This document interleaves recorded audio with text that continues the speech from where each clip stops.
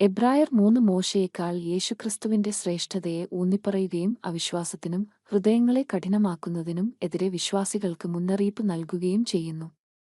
വിശുദ്ധ സഹോദരന്മാരെ, സ്വർഗീയ വിളിയിൽ പങ്കാളികളായവരെ എന്ന് വിശ്വാസികളെ അഭിസംബോധന ചെയ്തുകൊണ്ടാണ് അധ്യായം ആരംഭിക്കുന്നത്.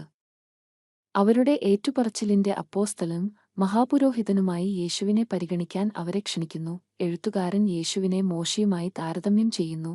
ദൈവത്തിന്റെ ഭവനത്തിൽ ഒരു ദാസൻ എന്ന നിലയിൽ മോശ വിശ്വസ്തനായിരുന്നപ്പോൾ, ഭവനത്തെ ഭരിക്കുന്ന പുത്രൻ എന്ന നിലയിൽ യേശു കൂടുതൽ ബഹുമാനത്തിന് അർഹനാണെന്ന് അദ്ദേഹം പറയുന്നു. ഇത് ക്രിസ്തുവിന്റെ ദിവ്യ അധികാരത്തെയും ദൈവത്തിന്റെ വീണ്ടെടുപ്പു പദ്ധതിയിലെ പങ്കിനെയും എടുത്തുകാണിക്കുന്നു.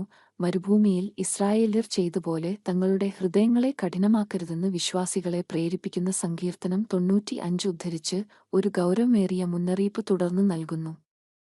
അവരുടെ മത്സരവും അവിശ്വാസവും കാരണം അവർക്ക് ദൈവത്തിന്റെ വിശ്രമത്തിലേക്ക് പ്രവേശനം നിഷേധിക്കപ്പെട്ടു. എബ്രായർ 3. കഠിനപ്പെട്ട ഹൃദയം ആത്മീയ പതനത്തിലേക്ക് നയിച്ചേക്കാമെന്നതിന്റെ ഒരു മുന്നറിയിപ്പായി ഈ ഭാഗം പ്രവർത്തിക്കുന്നു. പാപത്താൽ വഞ്ചിക്കപ്പെടുന്നതും അവിശ്വാസത്തിൽ വീഴുന്നതും തടയാൻ വിശ്വാസികൾ ദിവസവും പരസ്പരം പ്രബോധിപ്പിക്കാൻ പ്രോത്സാഹിപ്പിക്കപ്പെടുന്നു. അവസാനം വരെ വിശ്വാസത്തിൽ നിലനിൽക്കുന്നവർ ക്രിസ്തുവിൽ പങ്കുചേരുന്നുവെന്ന് ഈ അധ്യായം ആവർത്തിക്കുന്നു. അവിശ്വാസം നിമിത്തം ഇസ്രായേല്യർ ദൈവത്തിന്റെ വിശ്രമത്തിൽ പ്രവേശിക്കുന്നതിൽ പരാജയപ്പെട്ടത് ഒരു മുന്നറിയിപ്പായി വർത്തിക്കുന്നു. ദൈവത്തിന്റെ വാഗ്ദാനങ്ങൾ അനുഭവിക്കുന്നതിന് വിശ്വാസവും അനുസരണവും ആവശ്യമാണ്.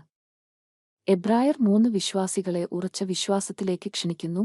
ക്രിസ്തുവിന്റെ അധികാരത്തെ അംഗീകരിക്കുകയും വിശ്വാസത്തിലൂടെയും അനുസരണത്തിലൂടെയും മുൻ തലമുറകളുടെ തെറ്റുകൾ ഒഴിവാക്കുകയും ചെയ്യുന്നു. കൂടുതൽ വീഡിയോകൾ കാണാൻ ലൈക്ക്, ഷെയർ, സബ്സ്ക്രൈബ് ചെയ്യുക.